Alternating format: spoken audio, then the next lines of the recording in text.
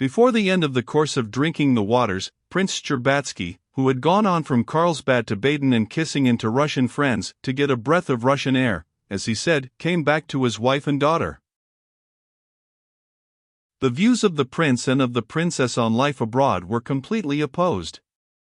The princess thought everything delightful, and in spite of her established position in Russian society, she tried abroad to be like a European fashionable lady, which she was not, for the simple reason that she was a typical Russian gentlewoman, and so she was affected, which did not altogether suit her. The prince, on the contrary, thought everything foreign detestable, got sick of European life, kept to his Russian habits, and purposely tried to show himself abroad less European than he was in reality. The prince returned thinner, with the skin hanging in loose bags on his cheeks, but in the most cheerful frame of mind. His good humor was even greater when he saw Kitty completely recovered. The news of Kitty's friendship with Madame Stahl and Varenka, and the reports the princess gave him of some kind of change she had noticed in Kitty, troubled the prince and aroused his habitual feeling of jealousy of everything that drew his daughter away from him, and a dread that his daughter might have got out of the reach of his influence into regions inaccessible to him. But these unpleasant matters were all drowned in the sea of kindliness and good humor which was always within him, and more so than ever since his course of Carlsbad waters. The day after his arrival the prince, in his long overcoat, with his Russian wrinkles and baggy cheeks propped up by a starched collar, set off with his daughter to the spring in the greatest good humor. It was a lovely morning, the bright, cheerful houses with their little gardens, the sight of the red-faced, red-armed, beer-drinking German waitresses, working away merrily, did the heart good.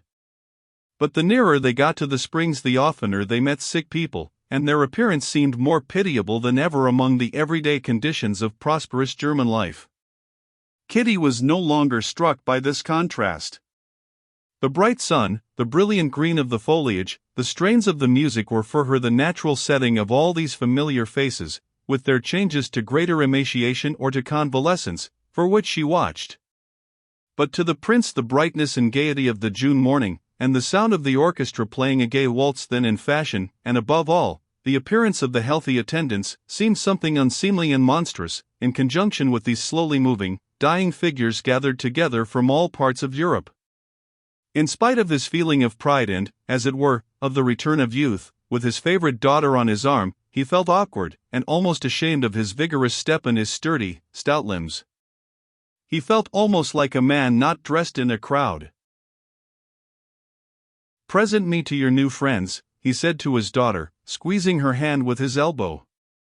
"I like even your horrid sodden for making you so well again. Only it's melancholy, very melancholy here." "Who's that?" Kitty mentioned the names of all the people they met, with some of whom she was acquainted and some not. At the entrance of the garden they met the blind lady, Madame Berthe, with her guide, and the prince was delighted to see the old Frenchwoman's face light up when she heard Kitty's voice.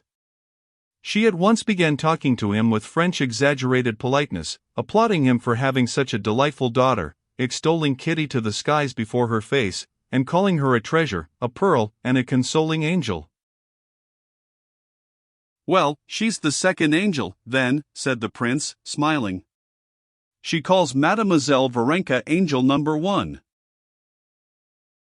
"Oh, Mademoiselle Varenka, she's a real angel, allez," Madame Berthe assented. In the arcade they met Varenka herself. She was walking rapidly towards them carrying an elegant red bag. "Here is Papa come," Kitty said to her.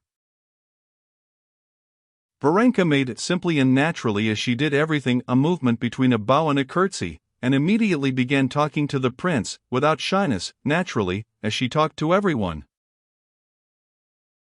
"Of course I know you very well," the prince said to her with a smile, in which Kitty detected with joy that her father liked her friend. "Where are you off to in such haste?" "Maman's here," she said, turning to Kitty. "She has not slept all night, and the doctor advised her to go out. I'm taking her work." "So that's angel number 1, said the prince when Varenka had gone on. Kitty saw that her father had meant to make fun of Varenka, but that he could not do it because he liked her. "Come, so we shall see all your friends," he went on, "even Madame Stahl, if she deigns to recognize me." "Why, did you know her, Papa?" Kitty asked apprehensively, catching the gleam of irony that kindled in the prince's eyes at the mention of Madame Stahl. "I used to know her husband, and her too a little, before she joined the Pietists." "What is a Pietist, Papa?" asked Kitty, dismayed to find that what she prized so highly in Madame Stahl had a name. "I don't quite know myself. I only know that she thanks God for everything, for every misfortune, and thanks God too that her husband died. And that's rather droll, as they didn't get on together." "Who's that?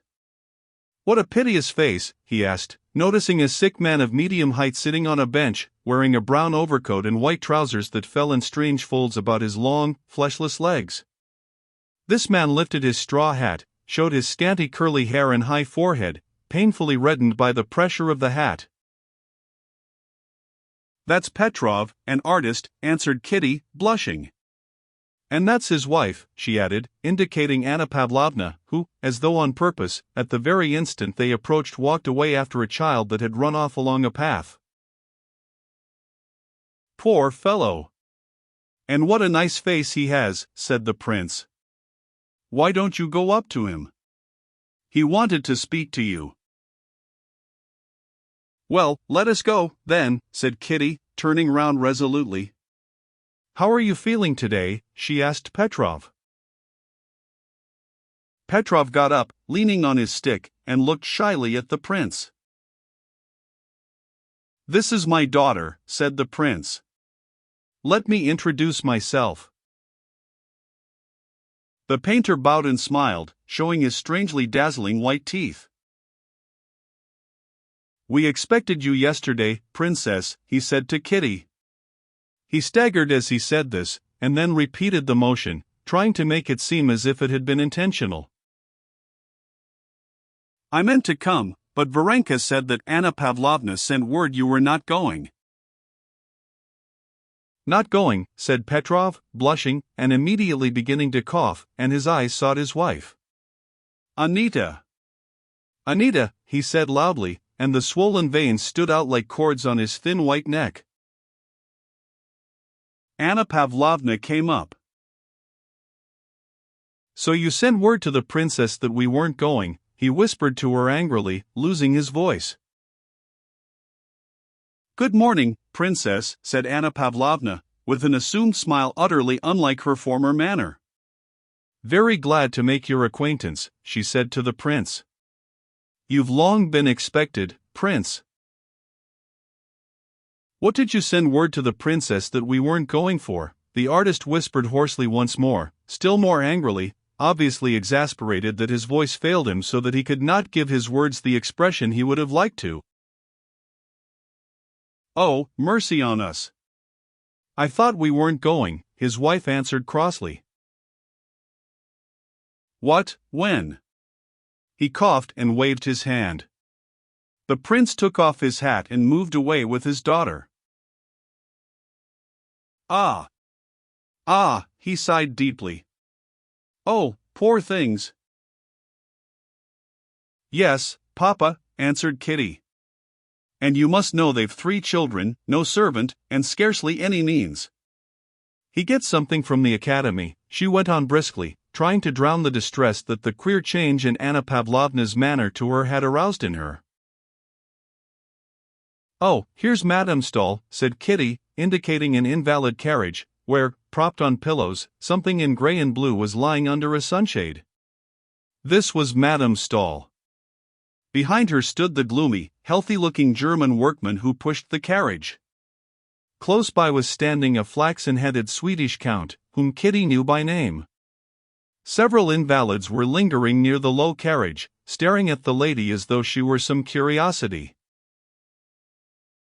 The prince went up to her, and Kitty detected that disconcerting gleam of irony in his eyes. He went up to Madame Stahl, and addressed her with extreme courtesy and affability in that excellent French that so few speak nowadays. "I don't know if you remember me, but I must recall myself to thank you for your kindness to my daughter," he said, taking off his hat and not putting it on again. "Prince Alexander Shcherbatsky," said Madame Stahl, lifting upon him her heavenly eyes, in which Kitty discerned a look of annoyance. "Delighted. I have taken a great fancy to your daughter." "You are still in weak health?" "Yes, I'm used to it," said Madame Stahl, and she introduced the prince to the Swedish count. "You are scarcely changed at all," the prince said to her. "It's 10 or 11 years since I had the honor of seeing you." "Yes, God sends the cross and sends the strength to bear it. Often one wonders what is the goal of this life?" "The other side," she said angrily to Varenka, who had rearranged the rug over her feet not to her satisfaction. "To do good, probably," said the prince with a twinkle in his eye. "That is not for us to judge," said Madame Stahl, perceiving the shade of expression on the prince's face. "So you will send me that book, dear Count?" "I'm very grateful to you," she said to the young Swede. "Ah!" cried the prince, catching sight of the Moscow colonel standing near, and with a bow to Madame Stahl he walked away with his daughter and the Moscow colonel, who joined them. "That's our aristocracy, Prince," the Moscow colonel said with ironical intention. He cherished a grudge against Madame Stahl for not making his acquaintance. "She's just the same," replied the prince. "Did you know her before her illness, Prince, that's to say before she took to her bed?" "Yes. She took to her bed before my eyes," said the prince. "They say it's 10 years since she has stood on her feet. She doesn't stand up because her legs are too short. She's a very bad figure." "Papa, it's not possible," cried Kitty. "That's what wicked tongues say, my darling. And your Varenka catches it too," he added. "Oh, these invalid ladies."